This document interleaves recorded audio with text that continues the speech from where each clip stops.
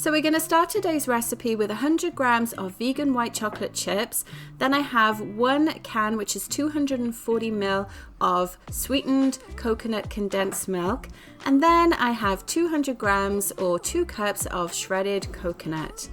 Now you're going to start by making the base for the Coconut Bliss Balls, which is just 2 ingredients, and it doesn't get any easier than this. So I'm just going to add all of the contents of the can of condensed milk into the shredded coconut, and then it's just a case of mixing it all together until everything is fully combined. Now the great thing about this 2 ingredient recipe is that it's fully coconut. So if you're a coconut fan, you're really gonna love this. It's a handy snack that you can just pop in the fridge and pull out and take to work with you, or grab for a quick treat when you get home in the evenings. And then, as I say, you just mix everything together. It's nice and combined now. Then we're gonna shape them using an ice cream scoop.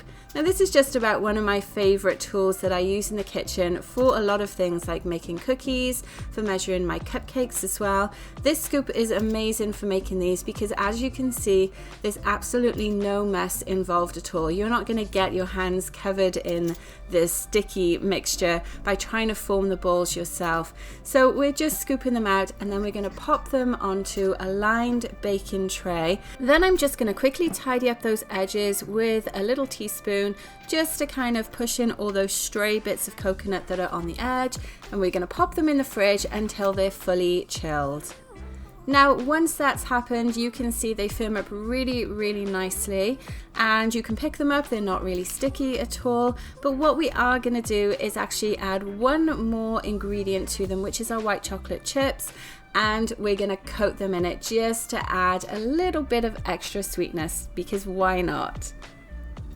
So now we're going to pop our chocolate chips in the microwave. Now that's my preferred method when I'm not using a whole ton of chocolate, because honestly, setting up a double boiler when you're only using 100 grams of chocolate just seems like a huge potch. So what I recommend is you pop them in a bowl and then microwave them at 30-second intervals until they're almost melted, like you see here.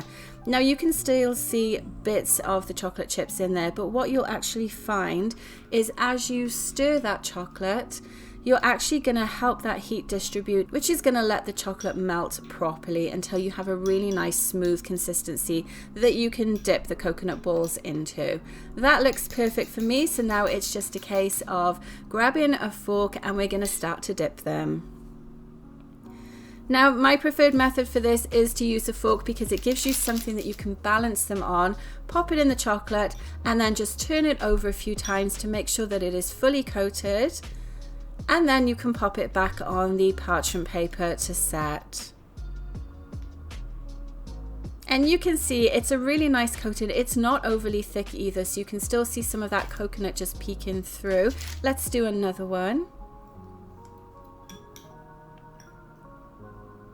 So easy as well, and definitely something you could get the kids involved with.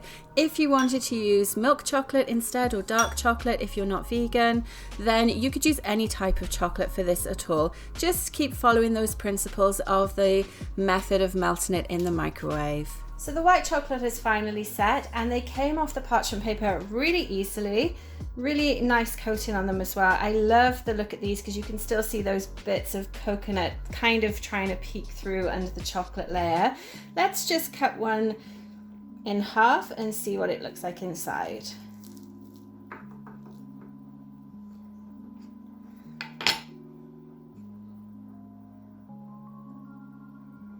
So that looks really nice. We've got that lovely thin layer of our vegan white chocolate, and then we've got the coconut and the condensed milk mixed together. All in all, a really nice, easy dessert for you to make. These would look great with some sprinkles on top. You could even drizzle some other chocolate on them as well, just to fancy them up. Even put some gold leaf on them if you wanted to. So thanks very much for watching this. Don't forget you can get the recipe link in the description below, which will be on my website at bakeangel.com.